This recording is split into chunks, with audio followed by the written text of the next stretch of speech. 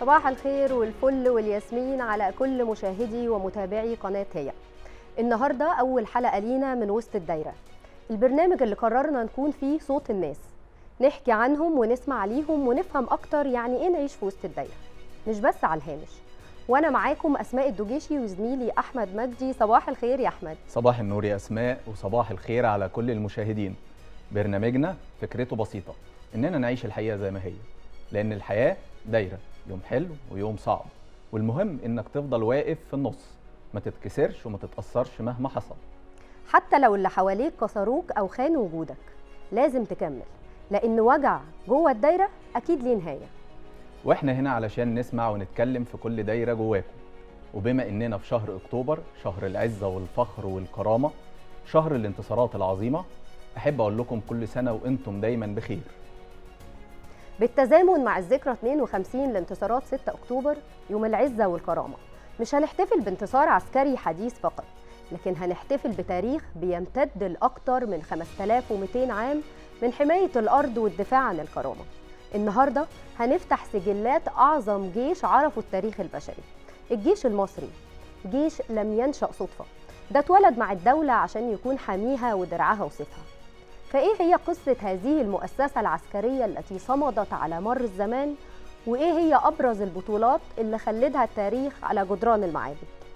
ولأن البطولات التاريخية دي لازم نكون عارفينها، ولازم نحكيها لأولادنا علشان دايما يكون جوانا وجواهم إحساس بالفخر بجيش مصر العظيم. بيبدأ تاريخ جيشنا كجيش نظامي مع توحيد مصر على إيد الملك مينا حوالي سنة 3200 قبل الميلاد، وبكده كان أول جيش نظامي في التاريخ. الجيش ما كانش مجرد مجموعة مقاتلين، ده كان جزء من عقيدة الدولة نفسها. دوره الأساسي كان حماية الحدود والحفاظ على وحدة الأرض ومية النيل. في الحضارة المصرية القديمة اتبنت القلاع والحصون علشان تحمي الحدود الغربية والجنوبية، ومع الدولة المصرية الوسطى اترسخت فكرة الجيش المحترف لحماية مصادر قوة الدولة. هو ده الجيش اللي حافظ على تماسك البلاد في أصعب الظروف. وتيجي هنا قمة المجد العسكري المصري في عصر الدولة المصرية الحديثة، عصر الإمبراطورية. بعد طرد الهكسوس على يد أحمس تحول الجيش إلى قوة هجومية استباقية بتدافع عن الدولة. وهنا ظهر اسم تحتمس الثالث، أعظم قائد عسكري في التاريخ، لما أظهر عبقرية استراتيجية، لما اختار طريق ضيق وخطير عشان يفاجئ العدو، وحقق نصر ساحق رسخ النفوذ المصري لقرون طويلة. وما نقدرش ننسى رمسيس الثاني في معركة قادش اللي انتهت بأول معاهدة سلام مكتوبة في التاريخ. المرحلة دي رسخت 3 مبادئ أساسية، وهي التخطيط المحكم، المفاجأة الاستراتيجية، والهدف الأسمى وهو أمن مصر. وعلى مر العصور فضلت الروح القتالية للجيش المصري مشتعلة، ومع انضمامه للجيوش الإسلامية في العصر المملوكي كان هو العمود الفقري في صد أعتى الغزاة. دايما كان الدور المصري حاسم في حماية الحضارة الإنسانية. بطولات الجيش المصري لا تعد ولا تحصى، بس ممكن نتوقف عند معركة عين جالوت لما دحر جحافل المغول اللي كانت بتكتسح العالم في الوقت ده. النصر ده ما كانش لمصر بس، ده كان انتصار للمنطقة والعالم كله، وكان حاجز منع الدمار من الوصول لقلب القارة الإفريقية، وأخل بقوة المغول اللي كانت بتتقدم لغرب أوروبا في الوقت ده. بطولات بتأكد إن العقيدة العسكرية المصرية دايما كانت عقيدة صمود وحماية لكل ما هو حضاري وإنساني. ونوصل ليوم السادس من أكتوبر 73. اليوم ده ما كانش مجرد ذكرى، ده كان تجسيد حي لكل تاريخ العسكرية المصرية اللي اتكلمنا عنه. كان تحدي هائل، جبهة محصنة وأسطورة ادعت إنها لا تقهر. في الملحمة دي الجندي المصري أعاد إحياء عبقرية أجداده في تخطيط مجده وصلابة عين جالوت، من المفاجأة الاستراتيجية في تضليل العدو وتوقيت الضربة، للعبور المستحيل وتحطيم خط بارليف المنيع في 6 ساعات، وصولا لعقيدة الجندي عن طريق إيمانه بالقضية وقدرته على تحقيق النصر مهما كانت التحديات. انتصار أكتوبر ما كانش مجرد استرداد للأرض، ده كان استرداد للثقة بالنفس والكرامة العربية. جيشنا أثبت إنه لا يقهر بالإرادة والتخطيط. هو ده الجيش اللي كان امتداد طبيعي لجيش تحتمس ورمسيس، جيش لم يخذل وطنه يوما. ومع مرور 52 سنة على نصر أكتوبر العظيم، حبينا نقول لكم إننا كمان بقالنا أكتر من 52 قرن من العزة والكرامة بفضل جيشنا العظيم. وفي الذكرى دي بنتوجه بتحية إجلال وتقدير لأرواح شهدائنا الأبرار اللي رووا بدمائهم طهارة الأرض دي، وتحية فخر واعتزاز لكل جندي وضابط في القوات المسلحة المصرية، فهم حماة الأرض والسياج الذي يصون الأمن القومي. كل عام ومصر وجيشها وشعبها في عزة وكرامة وانتصار دايم.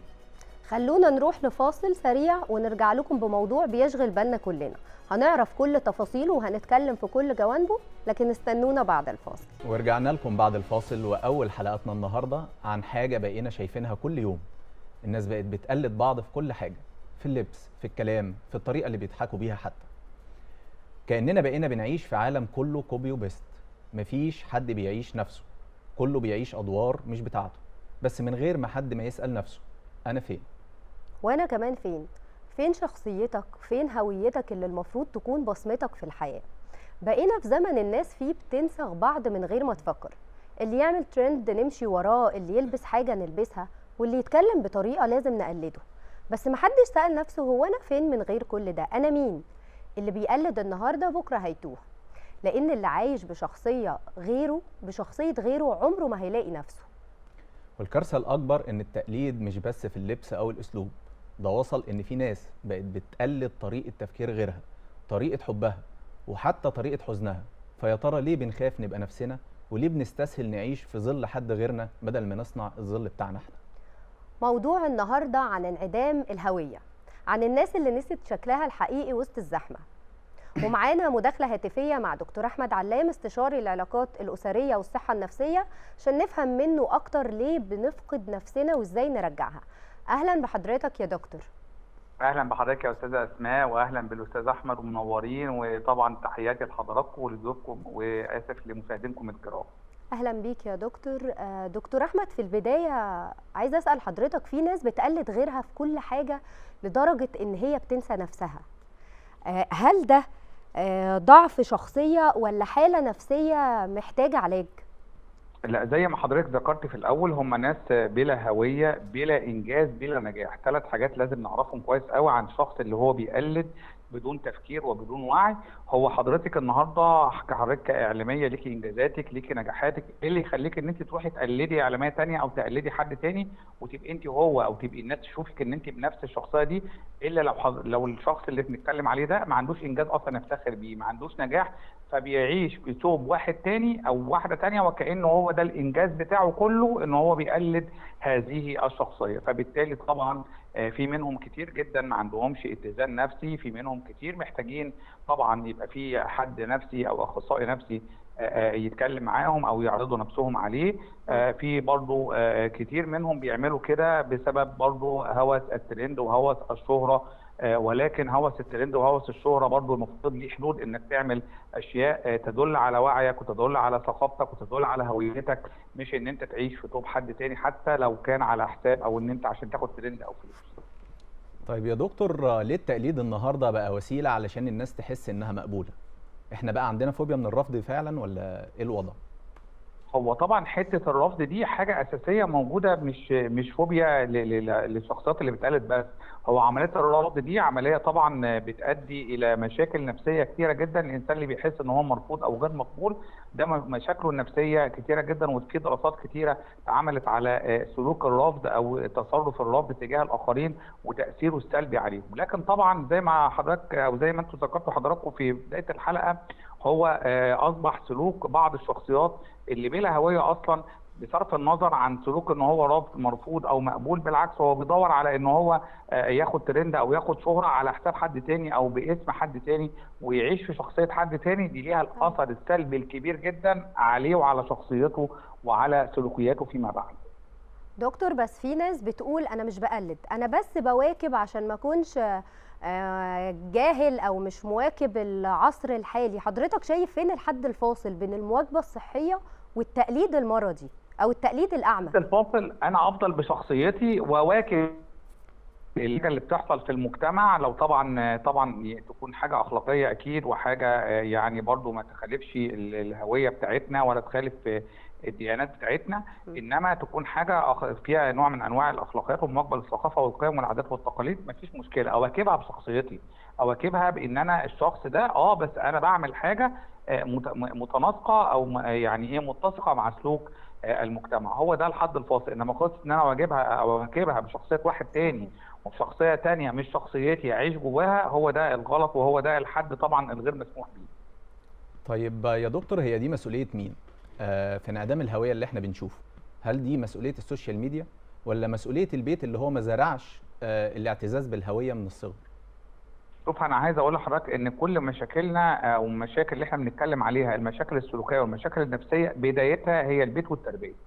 فبالتالي هو طبعا المشكله الاساسيه السوشيال ميديا دي حاجه لسه يعني ابتدت تنتشر في الاونه الاخيره، ولكن من قبل انت بيتك عامل معاك ايه؟ التربيه بتاعتنا، البيئه اللي حوالينا المحيطه بينا، ان هي تزرع فينا الاعتماد على النفس، تزرع فينا تحمل المسؤوليه، تزرع فينا ان انت ليك شخصيتك ما تقلدش حد تاني. ما هو الكلام ده بيبدا من الصغر وبنسيبه فبيتفاقم. انت ما تقلدش حد تاني، انت اعمل الحاجه اللي المفروض تبقى صح، اعمل الحاجه بتاعتك انت.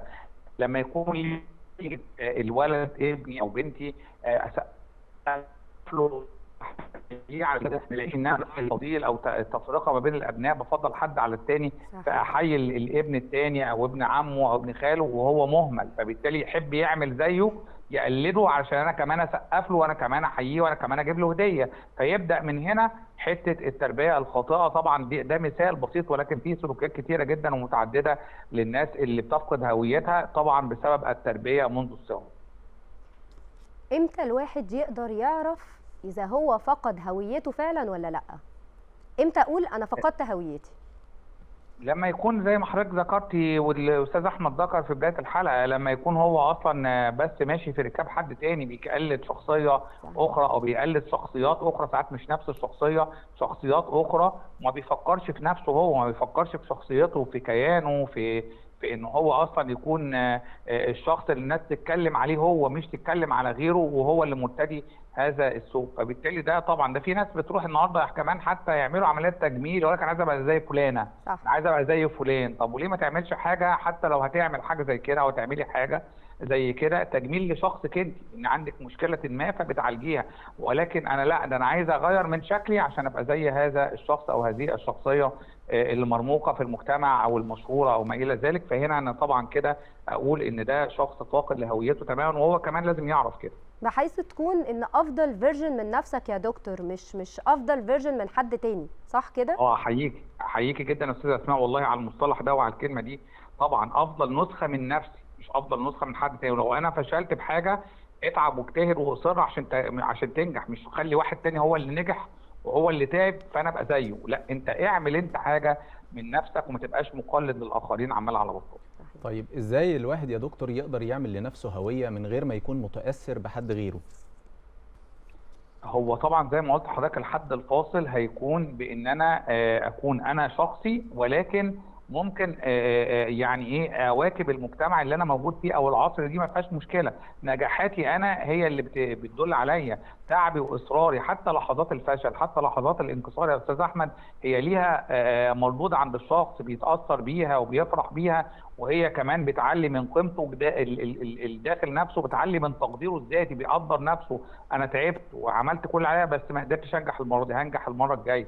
فده الاصرار وده النجاح. انما كون ان انا اروح لواحد تاني هو اللي ناجح عشان ابقى زيه، طبعا ده يعني هنا مش ده طبعا سلوك سلبي وسلوك مرفوض. وهل انعدام الهويه يا دكتور ممكن ياثر على العلاقات بشكل عام؟ طبعا هو الشخص اللي هو هويته دي منعدمه، هو طبعا تاكدي ان برضو علاقاته فيها عدم اتزان، هو اصلا في يعني تصرفات غير لائقه معاه، فشخصياته هتبقى فيها عدم الاتزان، او الناس هتتعامل معاه لانه الشخصيه الثانيه هو برضه في الاخر انا ما اتعاملتش معاه لانه هو الشخص فلان مثلا ابراهيم او خالد او سيد او كده، لا ده انا بتعامل معاه لانه الشخصيه المرموقه الاخرى، ما بتعاملش معاه على شخصيته هو. فبالتالي علاقاته الاجتماعيه هي برضه فقد الهويه، علاقاته الاجتماعيه هي ناقصها هو، ناقصها شخصيته، ناقصها نسخته الاساسيه اللي حضرتك ذكرتيها، ناقصه الفيرجن بصمته. لكن الطبع يغلب التطبع يا دكتور، اكيد شخصيته الحقيقيه بتظهر في بعض الاحيان، صحيح؟ فهو نفسه ما بيبقاش عارف هو مين. لا، لو عاش في الشخصيه زي ما حضرتك ذكرت، لو عاش في الشخصيه الثانيه كتير، لا مش هيبقى طبعه هو الشخصيه الثانيه، مش الشخصيه بتاعته الاساسيه زي ما حضرتك قلتي. هو نفسه ومش هيبقى عارف هو مين، هيحصل عنده تضارب ويحصل عنده اختلاط، وبعد فتره من الوضع ده هيلاقي نفسه ان هو عنده زي ما قلت لحضرتك مشاكل نفسيه اخرى كبيره. فبالتالي هنا مش حكايه طبع، ممكن يبقى في الاول، بس طول ما هو بيكرر نفس الشخصيه وعايش في نفس يعني ايه ان هو سلوكيات الشخص الاخر، هو بعد كده هيبقى هو ده طباعه وهي دي شخصيته اللي هو عايش بيها. فهنا هيفقد هويته وهو مين بالظبط. يعني كده الشخص يا دكتور اللي فقد هويته مش هيقدر يرجع ليها تاني، ولا خلاص اللي بيروح ملهوش رجوع تاني؟ هيحتاج صعوبة جدا في الرجوع ليها، ويحتاج مساعدة حد تاني عشان يرجع لهذه الشخصية، لأن وقت ما هيجي يرجع ليها يا أستاذ أحمد هيحصل له برضه مشكلة نفسية أكبر، هيلاقي نفسه بيتضارب مع نفسه. هو أولا إيه سبب رجوعه للشخصية؟ أول ما أنا هحب أرجع لشخصيتي أنا، أول ما هحب إن أنا كده وابتدي الصراعات تدور جوايا والأفكار تدور جوايا، ده في حد ذاته هيسبب لي مشكلات نفسية أكبر كمان. فعلشان اخرج بقى وارجع للي انا كنت عليه في الاول، محتاج مساعده نفسيه، محتاج حد مختص، او محتاج جهد كبير جدا مني علشان ارجع لهذه الشخصيه. طب ليه من الاول؟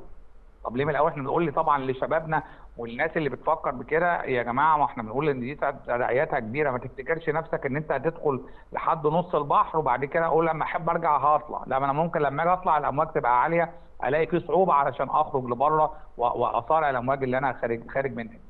حضرتك طيب شايف يا دكتور ايه الاسباب الرئيسيه النفسيه او الاجتماعيه اللي بتخلي الشخص يفقد هويته او يبدا يقلد غيره؟ زي ما قلت لحضرتك، هو فشل في اشياء كتيره، ما عندوش انجازات يتكلم عنها، ما عندوش حاجات يحسس بيها نفسه حتى داخليا ان هو له قيمه امام الاخرين، فبياخد شخصيه حد تاني او بياخد انجازات حد تاني على الساهل ويتعامل بيها، ويتعامل بالشخصيه الثانيه دي بمنتهى السهوله. لان ما هو لو الانجازات وهو موجود هيقول انا اهو، انا هذا الشخص، انا اللي عملت كده، انا اللي تعبت في كده. كمان هو دخله هو نفسه قيمته قليله، نظرته لنفسه بحد ذاتها قليله، وكمان هتلاقي نظره الاخرين ليه حسسته بهذه القيمه المتواضعه. دكتور بس السوشيال ميديا ليها تاثير، هي سبب من اسباب التقليد؟ اعتقد ان هو ليها سبب رئيسي. هو طبعا السبب الرئيسي طبعا السوشيال ميديا. هو النهارده حضرتك لو ما كانش موجود السوشيال ميديا بانتشارها ده، ما كانش موجود الموبايلات بالتكنولوجيا الحديثه والكاميرات والتصوير اللي احنا بنقعد نصوره لنفسنا في كل حركه ده، ما كانش هيبقى طبعا هذا ما كانش هيبقى فيه دور كبير قوي لعمليه التقليد زي دلوقتي. دلوقتي هو الدور الرئيسي ان كل حد يقدر النهارده وهو قاعد يعمل فيديو لمده 3-4 دقائق وينزله على السوشيال ميديا والناس تبدا تتكلم عنه. هو ده اللي مخلي العمليه بالنسبه لناس كتيره سهله. لو كان حابب يعملها الحكايه دي زمان عشان بقى حد برنامج يستضيفه ولا حد يفكر فيه ولا بتاع، بتبقى العمليه صعبه. انما النهارده هو سهل قوي، موبايله في ايده يقدر يعمل بيه قناه، هو كل واحد واصبح ليه قناه خاصه بيه دلوقتي على السوشيال ميديا، وينزل عليها الحاجات اللي هو عايزها وتبدا المشاهدات تزيد سواء بالايجاب او بالسلب. كل ما هيبقى فيه مشاهدات كل ما هو هيستفيد اكتر. وفي ناس النهارده ما عندهاش مشكله ابدا ان هي تقلل منها او تاخد تعليقات سلبيه او تاخد اهانات في سبيل ايه؟ في سبيل ان هو يتشاف. فالنهارده في ناس كتيره بتعمل كده وعارف ان هو يتشاف بس يتهان عادي مفيش مشكله. يا دكتور عشان بيحصل تنمر في الجيل الجديد دلوقتي، ان اللي ما عندوش سوشيال ميديا او بيواكب التطور يبقى راجعي، فبالتالي بيضغطوا على بعض. طبعا هو بيشوف اللي حواليه بيعملوا هذا الامر. انا هسال حضرتك طيب معلش سؤال اوجهه، يعني مش هتوجهوا لي اسئله، بس انا حضرتك استاذه اسماء واستاذ احمد، لو حضرتك لقيتي تعليق عليكي سلبي، تعليق بس مجرد تعليق واحد في صفحتك، بتتضايقي ولا بتحسي انك سعيده؟ اكيد بتتضايقي، اكيد بنتضايق من التعليقات السلبيه لو تعليق واحد، وساعات نمسحه، ساعات نبقى مش عايزين نرد، ازاي بيقول عليا كذا طب ما بالك الناس اللي بتاخد الاف التعليقات السلبيه والاهانه وكده وسعيد بكده ويروح يعمل فيديو تاني بنفس الطريقه بنفس الحاجه عشان يتعلق عليه كده، يبقى ده عنده ايه؟ عنده خلل نفسي وعنده مشكلات نفسيه لازم تتعالج. صحيح. شكرا جدا لحضرتك دكتور احمد علام، استشاري العلاقات الاسريه والصحه النفسيه. الهويه مش انك تكون زي الناس، الهويه انك تعتز بنفسك حتى لو لوحدك.